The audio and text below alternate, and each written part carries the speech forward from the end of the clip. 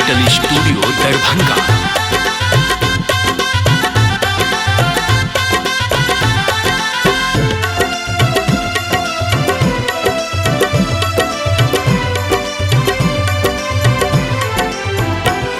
जनक जी के द्वार देखन को बराती आज आए।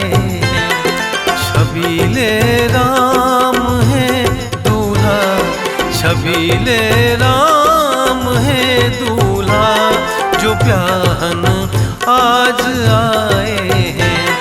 जनक जी के द्वार देखन को बराती आज आए। जनक जी के द्वार देखन को बराती आज आए हैं।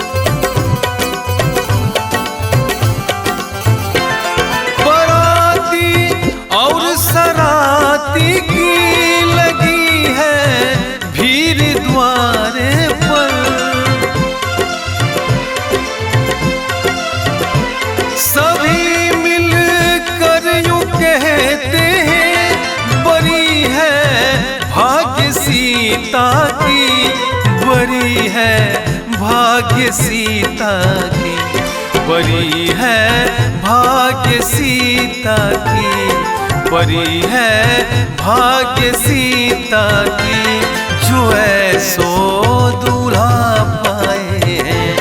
जनक जी के द्वार देखन को बराती आज आए हैं। जनक जी के द्वार देखन को बराती आज आए हैं।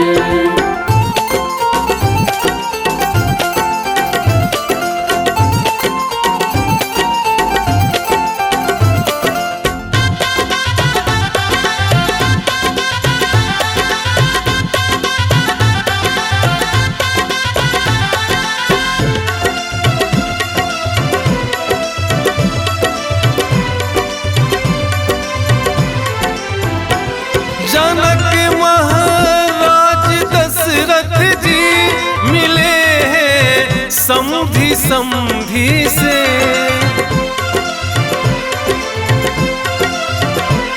हुए आनंदपुर वासी, जगत से जग जुराए हैं, जगत से जग जुराए हैं। छबीले राम है दूल्हा, छबीले राम है दूल्हा, जो ब्याहन आज आए हैं। जनक जी के द्वार देखन को बराती आज आए हैं। जनक जी के द्वार देखन को बराती आज आए हैं।